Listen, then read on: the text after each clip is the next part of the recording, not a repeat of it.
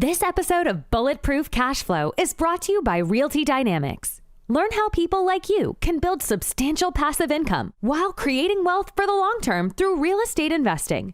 Visit rdyne.com. That's RDYNE.com.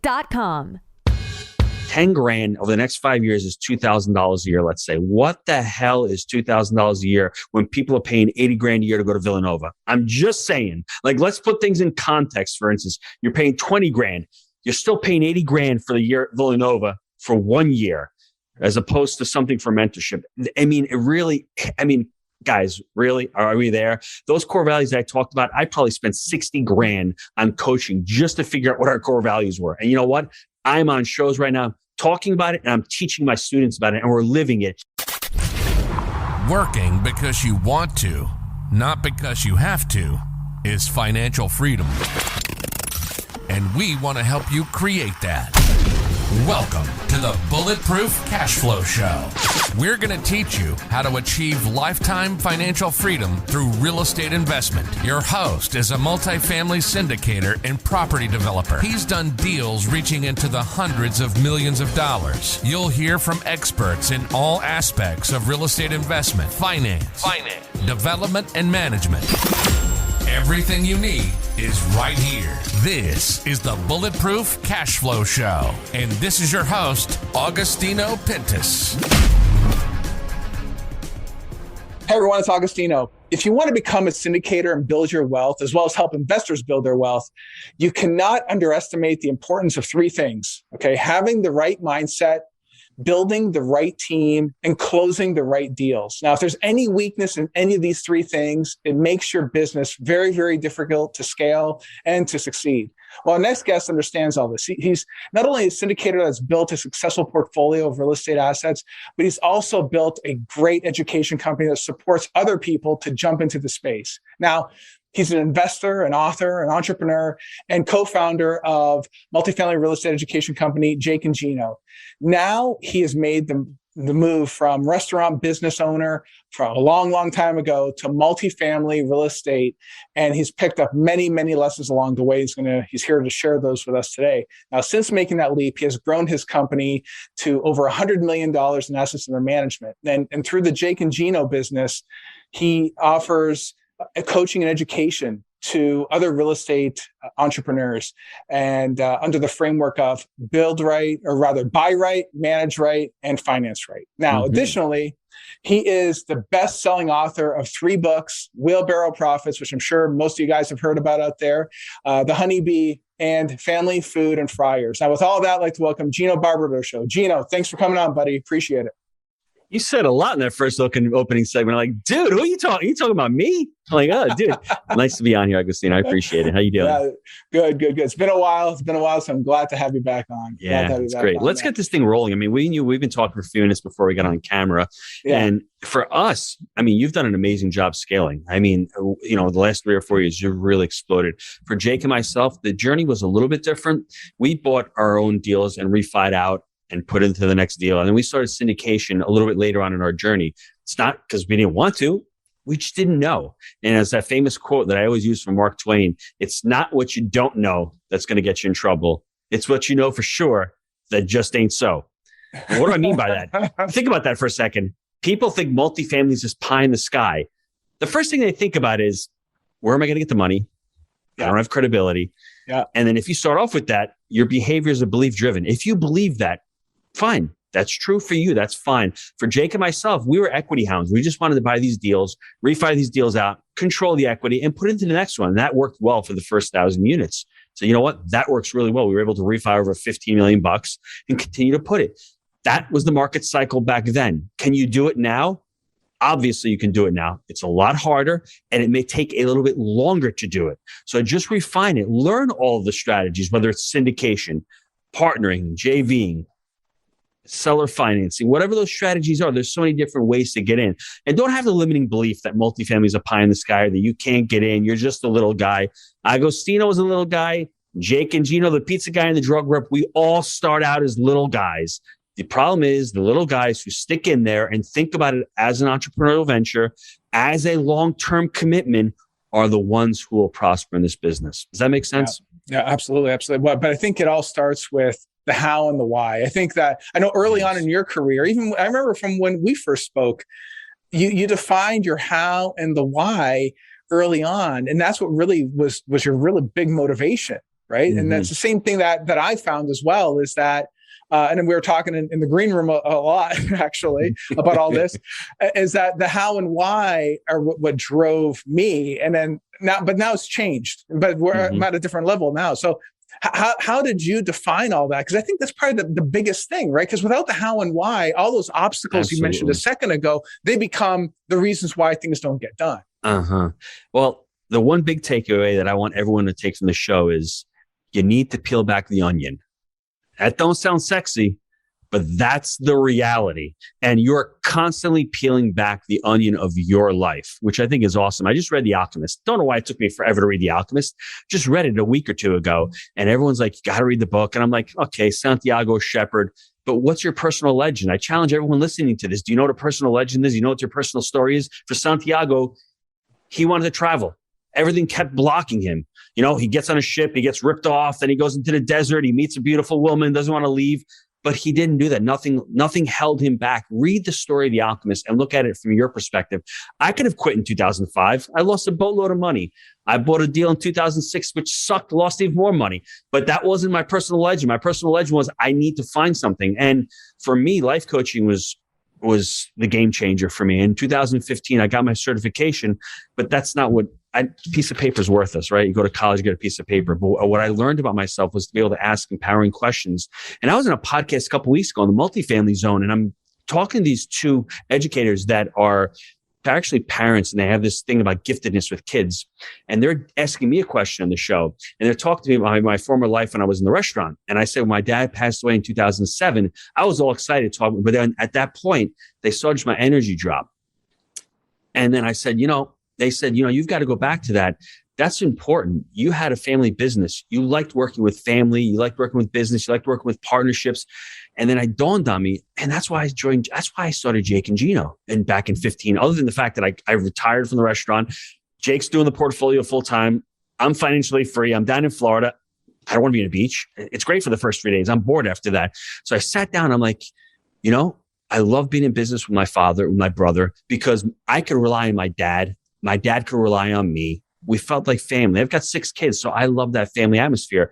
So hence, subconsciously, my personal legend is telling me, number one, I don't want my kids to see me hate work. I want them to see that I love work, and that hard work and love of passion can go together. Because at the restaurant, I'd come home, I was exhausted. I didn't like it. I didn't want them to equate that. So I wanted to be their role model, number one. And number two, that whole family aspect where the kids now are working in the Jake and Gino, and I created, and I've got all these amazing families. And I've got Josh and Dylan and Scott and Mackenzie and John Griffin and Jake and all the Rand property managers working together.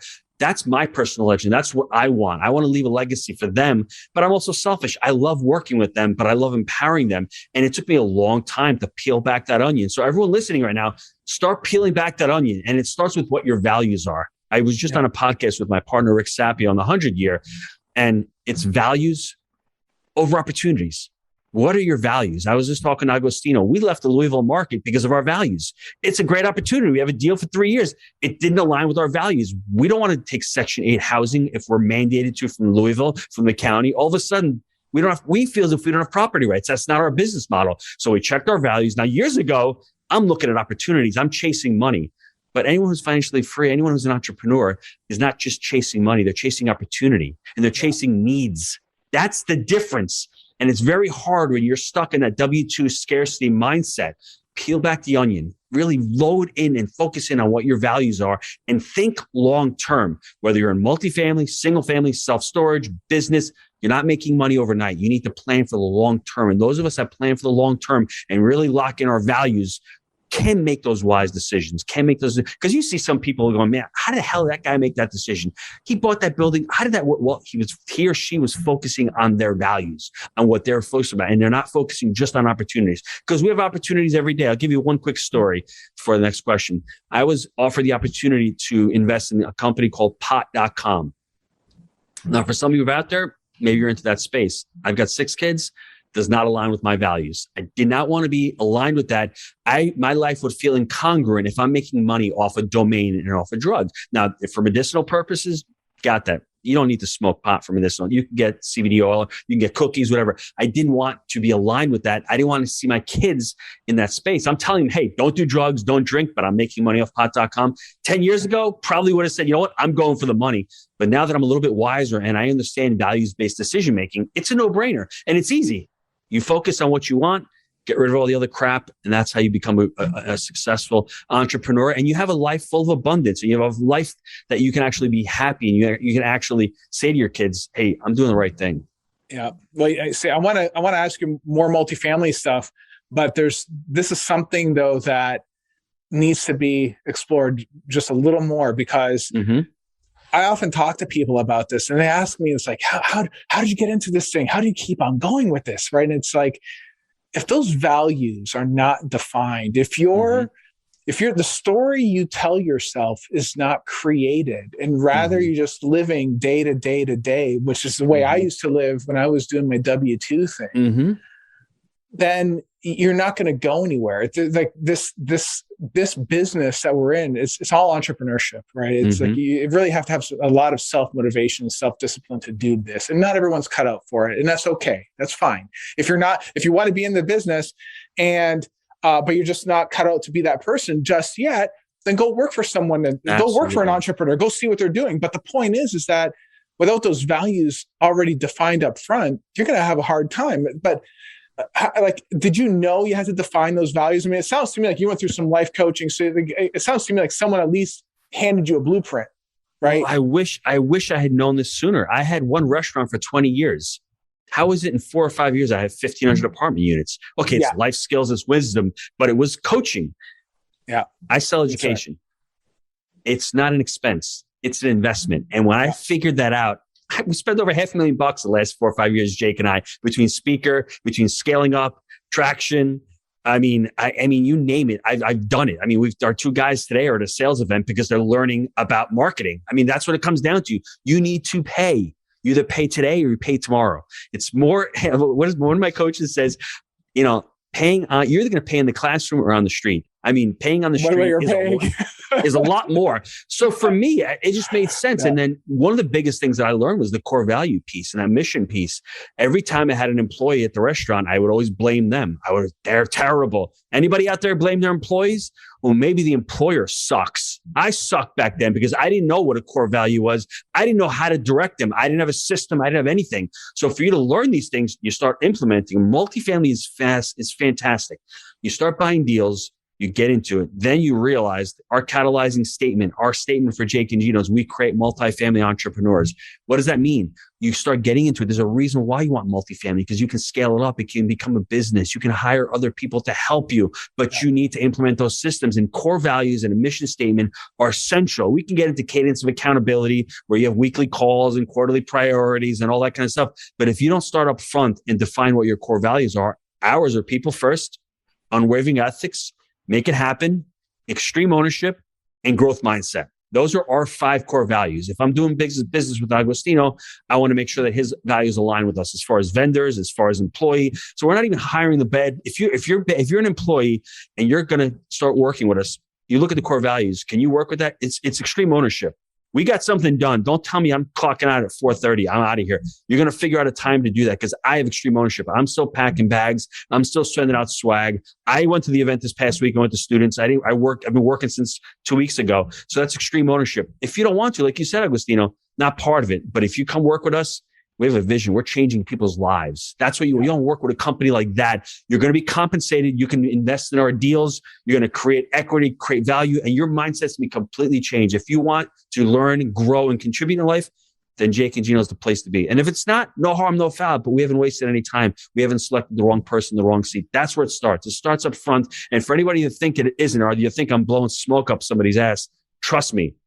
I did it wrong for 20 years. I would have 50 restaurants, if not more. Much harder business to scale, but I would have figured it out with the systems. And it's people, systems, culture. If I had figured that piece out where the people are central, you need systems, obviously, but you need the right culture. Look at Chick-fil-A.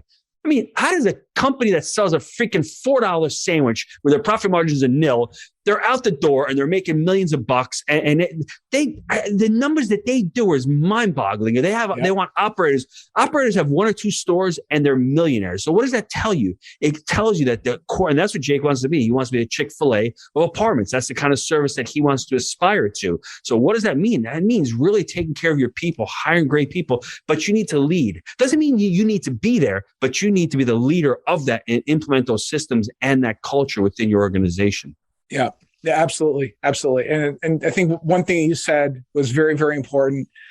Education is an investment. And I think that if for those of you guys out there that are not really sure where to start, reach out to me, reach out to Gino. I mean, we're always up for helping folks, but it's going to require an investment of time and money on your part. I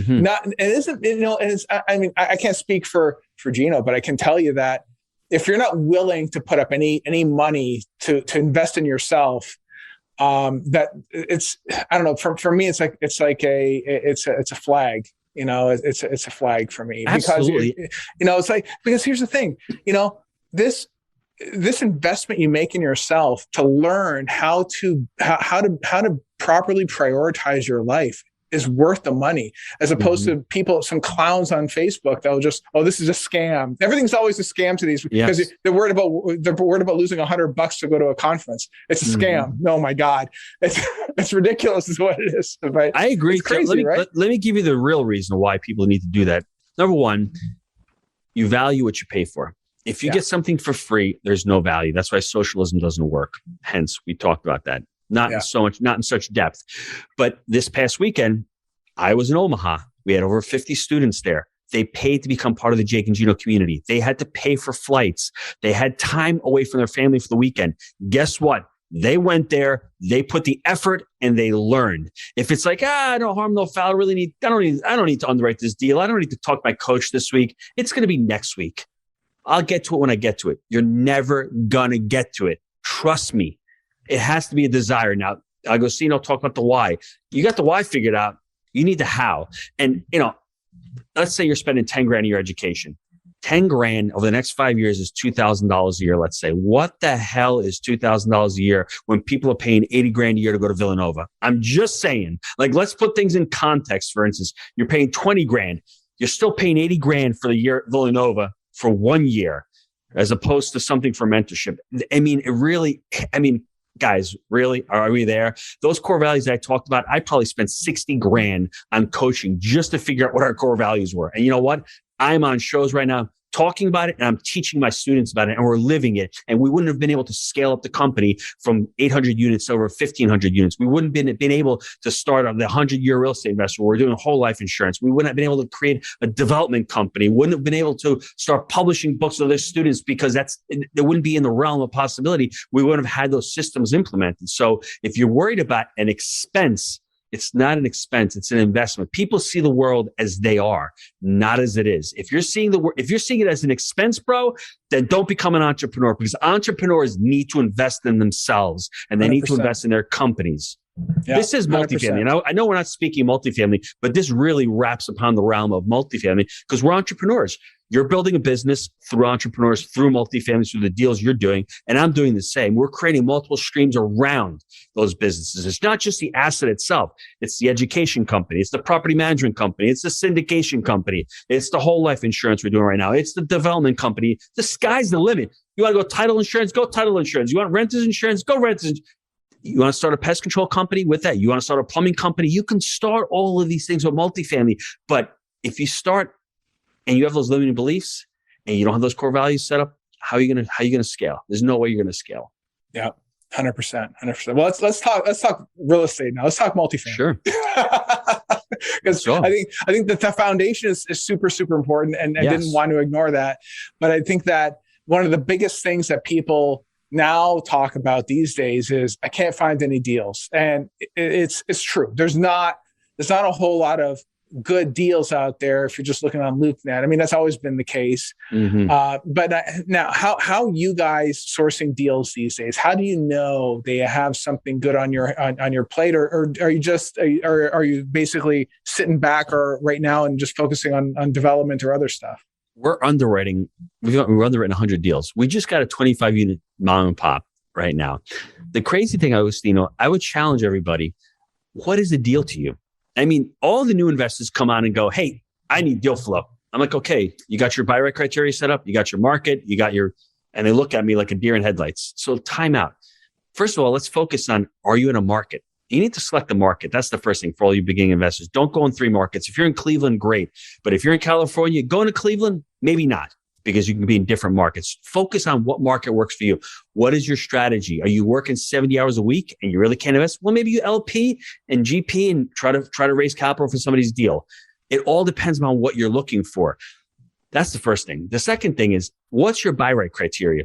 Are you looking for, and this goes into the 3 pillars of real estate, market cycle, number 1, debt, number 2, and exit strategy, number 3. Back in 2013, there was a lot of deals.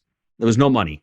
So it's either one or the other. You know, it's very rare that you got tons of deals and tons of money. That's just the reality. Right now, debt's going to pull back. So everyone just be cautious, be patient. When you're getting 60% LTV on these deals ain't going to work. That's what's going on right now. When you're buying stabilized assets with bridge financing, that's moronic, but that's what's going on right now. And the only reason that it's happening is because rents are going crazy. When's that going to stop? I don't know when, if that's going to stop, but there will be a pullback. There is a market cycle. We are instant gratification. We're looking at it from this prism of, the next 6 months or the last year. Real estate market cycles are 10 years on average. So the cycle is going to cycle back. It's incumbent upon you to learn all the aspects of the market cycle. Right now, in this part of the cycle, you're better off buying newer assets. You're better off buying stuff that has less CapEx requirements, because you're paying a 4.5 for a C property. You might as well pay a 3.5 for a B. You have a lot less CapEx. Am I right? But that's this part of the cycle, right? I'm just telling you what we're looking for. 80s and newer. I don't want any cast iron plumbing unless I get it for the right price. I'm buying this asset at 65 a door. It's a little bit older. Great. It's going to be worth 90 a door when we reposition it. That's buying right. But if I've got to pay 90 a door for a property that I've got to add a ton of CapEx into, maybe not the right part of the cycle. But if I'm going to say to myself, I'm buying this, I'm looking at it from Dr. Peter Lindemann's decade. I'm looking at a decade out. I like the path of progress. I like the median income. I like the market. Then I'm willing to take a chance on this. If I get long-term fixed rate financing, it works. So figure out what your buy right criteria is. We're looking at 80s and newer. We like brick in our market, to be honest with you. Hey, could we do 100 units? Love to do 100 units plus. But these 25 unit deals, we have the economies of scale where we can start pairing them up with our bigger properties. 25 units with 100 here, make an offer with 125 units. We like median incomes in the 50s. Hopefully, that's what we're looking for, depending on the market itself. What other metrics are we looking at? We're within 3 hours of Knoxville. So most of those markets pretty much work. The east part of Tennessee, you got Chattanooga. Nashville's obviously so expensive, but it's a great market. We're looking at Huntsville, Alabama, parts of the Carolinas. We've got a lot to choose from, but really get crystal clear on what your criteria is right now. And you said there aren't a lot of deals out there. A lot of people are closing deals. I mean, deals are getting traded every day. I don't know what they see in it. We are probably fortunate that 5 or 6 years ago, deals were cash flowing. Nowadays, it's either, if you're a younger investor, maybe the cap appreciation is better for you. Delay that gratification, work on it, flip the deal. For us, we're equity hounds. We want to hold our properties for longer term. So that's what we're looking for. We're looking for assets in decent areas with decent median income that doesn't have a lot of CapEx requirements, at a reasonable cap rate. Because I can't tell you a cap rate in the market right now, because cap rates are pretty subjective. If you're buying a property with a substandard NOI and you're going to raise it, does it really matter what cap rate you're buying it at? You just want to figure out where you can reposition the asset to. That's what we're looking to do. Does that make sense? Oh, absolutely. I mean, the way that we're doing is I've always bought my assets, usually 100 units or up, through broker relationships, only exclusively through broker relationships. Yep. That's how I find my stuff. And we have a strong reputation in this market to close, and in this market being Cleveland. So it's like, and I'm hyper focused on this market. And that's the only way we could find them. And it's okay. It's fine. It's fine. But to your point though, we started developing. So now we're doing ground up development. We're doing redevelopment. Awesome. We just locked up some land in another part of town here. We're going to be doing like a small, 130 unit type scenario out there.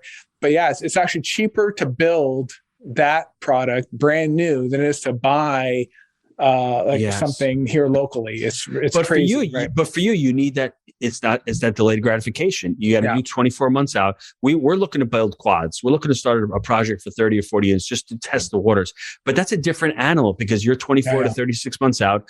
You need, you buy the land with cash, and then you just do a construction loan. Then you try to refine the way out. We're going to build it and own it. I don't know how developers, they just build it and then they sell. Get a third party property manager if you don't want to manage it. You put so much hard work into that building, that asset, then you get rid of it. It's just, it confuses me when they do that. I know they don't want to manage. I know they need the money to the next deal, but you just built a 100-unit asset that's worth God knows what. And then we're owning it though. We own it. Yeah, the majority of them don't. They get the development fees, and I get that model, but it's like that's what we want to do. We want to own these assets. You've got a brand new asset running at 1/3 what the expenses are for any other asset. There's no maintenance issues on it. You have an asset that's probably going to get top dollar.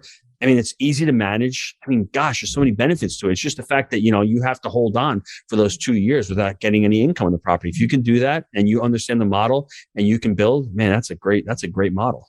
Absolutely. Absolutely. So, but I mean, I think that for many people, even some of the people listening, I mean, developing and even trying to find deals is a little tough these days. I can't believe I'm going to ask you this, but I'll ask you this anyway. What are your thoughts about people jumping into single family just to get started as a scenario, just because deal flow is so tight right now? There's other things you can be doing, Agostino, in this part of the cycle. You can be talking to investors. You can be creating a credibility book. You can be educating yourself. I mean, I don't know. If you're passionate about multifamily, there's so much to learn about it. And it's not just about deals right now. It's about relationships. It's about networking with brokers. It's a shiny object syndrome. I mean, I'm in multifamily right now. Development is part of the multifamily space. But if all of a sudden I'm saying to myself, you know what? We almost had the opportunity to buy an RV park a couple months ago. And Jake's like, I want to become the Chick-fil-A of apartments. If I start doing RV park, it's a different model. It's a different management model. And the same thing with single families. Don't go into single family if you want multifamily. You're just taking a step back. It's comfortable. I get it. If you want to start with one or two, but then you're going to say to yourself, wow, I've got 4 single family homes. I've got 4 insurance contracts. I got 4 lawns. I've got 4 different tenants. I've got 4 different assets to be able to reposition because they're all different. Where's the hot water heater? And does this one have a garage? It's a nightmare. Trust me. Is it worth it? It may, but this part of the cycle, assets are already high. If you'd bought these assets 2 or 3 years ago, you've done pretty good with equity. I mean, that single family space is not going to cash flow. Even the single family rent to owns, those are great. Those are great for certain types of people who are looking for low risk, 5 to 6% yield, coupon clip. Same thing, brand new asset. You're holding it for the long term, easy to property manage. If you can buy 100 of those units in a development, or you pick off 4 or 5 and you get a property manager, that's good. You're not going to create wealth that way. You're going to maintain wealth in that kind of asset. So just make sure what you're looking for. Single family space, I don't know. If you're going to go into multifamily, just stick with the multifamily. The problem is, Agostino, when deals do start popping, they won't even know because they're still looking at single families. They haven't built the relationships with the brokers you have. They don't have any, I got a $3 million raise. Oh, wow. Do I have any investors on my platform? Oh, I didn't do that because I was looking at single family homes. That's what's going to happen. Trust me. I didn't go to that multifamily conference that I could have met those 2 investors, that I could have met that broker, or that I could have met that potential partner because I was fooling around in single family home space. Comes back to the why. If the why is strong enough, you're going to stick to it. If your values are strong enough, you're going to stick to it. Peel back that onion, baby. I love it. Love it. Because you really have to get educated, learn the multifamily space.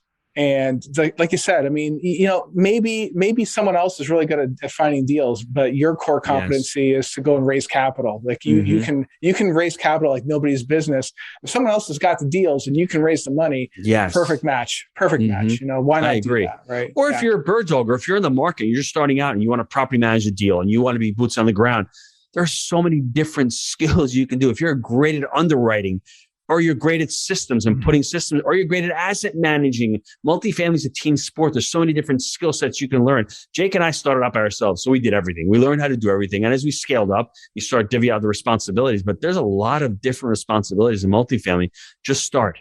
Duplex, quad, whatever it is, start. And then from there, you'll be like, okay, I can start figuring this thing out. Then once you hit a certain threshold, 50, 60, 70 units, that's when the entrepreneurial mindset sits in and goes, okay, I've got this now. How do I make that first hire? Right. That's right. So we talked about a lot of stuff, and it's like, it's I think there's so much more to cover here, right? But yes. there's just too much stuff. So, as we wrap things up here, if you had a piece of bulletproof advice for our listeners, what would you tell them? I think we mentioned it a little bit, but I'll repeat it again. Values over opportunities. Think about what your values are, and that'll help you. Because then, like Agostino was saying, well, should I go into a single family? I can't answer that question for you. Your values are completely different than mine and Agostino's. Dig down deep inside. Read The Alchemist. Think about what your personal legend is. It's really important because everyone's personal legend is different. Mine was to work and leave, I don't want to say a legacy, but my catalyzing statement for myself is people with financial intelligence can change the world for the better. So that's part of why I'm doing Jake and Gino. That's part of why I've created a personal finance academy. That's part of the reason why I'm doing all this. It's not just to make money anymore. I've got enough money. I'm not chasing money. I'm chasing opportunities, and I'm chasing the fact that we can help people and empower people. And, for me, man, being financially ignorant is to me today nowadays, it's a form of slavery. Basically, if you don't understand how to balance a checkbook, if you don't understand how to use debt properly, if you don't know how to understand save money, you're behind the eight ball, and we're not taught these skills. That's the problem. And part of my personal mission is that. So choose values over opportunities. And the second thing would be, think about what a catalyzing statement is for your life. In America, wasn't it land of the brave, home of the free? What wasn't that? That's what it used to be. That's what but that was the catalyzing statement. Everyone wanted to come here. At Jake and Gino, we create multifamily entrepreneurs. That's my catalyzing statement. Domino's Pizza, have it there in under 30 minutes. What happened once they had that catalyzing statement? Everyone worked towards that, and the company exploded. If you can create a mission, you can create core values, and you can create your catalyzing statement. Let's put all three of those together. You're starting your foundation for your multifamily journey. Excellent. All right, guys. Well, if you want to reach out to Gino, reach out to him at jakeandgino.com. He's also got a lot of conference stuff coming up as well. They always have good materials and good conferences for you to network with other people. Definitely check that out. Remember, guys, it's values over opportunities. That's what it is. And I hope you got a lot out of this interview. I'm sure Gino will come back and we'll have a longer discussion next time around. And we'll record the first part of our interview as well. So we'll share that, the little behind the scenes. You'll enjoy the behind the scenes as well. There we go. All right, guys, thanks for tuning in. I'll see you in the next one. Take care. Thanks, Agostino. Take care, everybody. You've been listening to the Bulletproof Cash Flow Show. We hope you've enjoyed the show. We know we had fun. Make sure to visit our Apple Podcast page and leave us a 5-star review. We hope you've gotten some useful and practical information from the show. For real estate coaching, events, and resources, hit up bulletproofcashflow.com. Till next time.